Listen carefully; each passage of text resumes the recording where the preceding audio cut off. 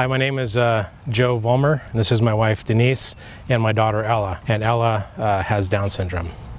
Well, probably about 4 years ago, Denise and I were just in the house, and all of a sudden we got a knock on the front door, and it was our next door neighbor. And basically she had Ella, told us that Ella had wandered over to her house, rang the doorbell, and she answered, and she just thought it was odd. She knew that, we had a daughter with special needs, but then she brought her over to us. But we were in the house, we had no idea that she was even gone.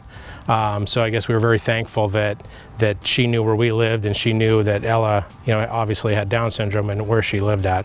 We definitely reinforced everything. She had actually gotten out the side gate, which she can't even reach, but she pulled a chair up, opened the gate, got out and closed the gate, because I couldn't figure out how she had gotten out of the backyard, but then we realized there was a chair there. When she was starting to have memory loss, she took herself to UCI, which I think is remarkable, but to do that on her own. She's the bravest person I ever met. She took off, and I think probably, in my opinion, without knowing much about it, wandering probably starts with independence. Like, we know a lot about how people are reluctant to give up their driver's license and stop driving.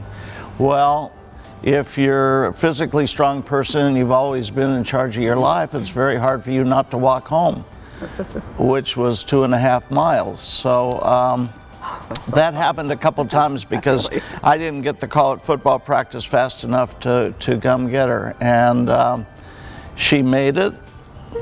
I would say it was stages. The first time she made it all the way, the second time I found her halfway, and the third time she had fallen down just as I was coming down the street, which required a couple of stitches. It would be wonderful if there was an officer in a unit that spotted her and said, that person looks like they're possibly distracted and maybe would like to be talked to. We are always looking to innovate and evolve to best meet the needs of those we serve, and Take Me Home helps us do that. This program is a Sheriff's Department registry offered to family and caregivers of those with certain disabilities or medical conditions that might make communication difficult.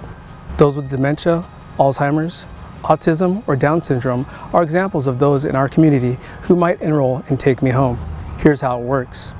Families and caregivers can upload critical information into the registry that will serve as a tool for law enforcement. That information might include medical diagnosis, known behaviors or routines, and a physical description. If an individual from the registry is reported missing, that information is immediately sent out to the Sheriff's Department. This helps us minimize our response time and maximize our search efforts.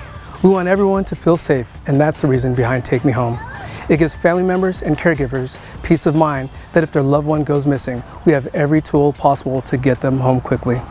Having that peace of mind to know there's more eyes looking out for her and able to identify who she is if we're not right there by her side, it's a huge relief to know that, you hope that she falls into the right hands that get her to the police, and then they're able to find us. It's a huge backup plan, I guess, is the way I would word it.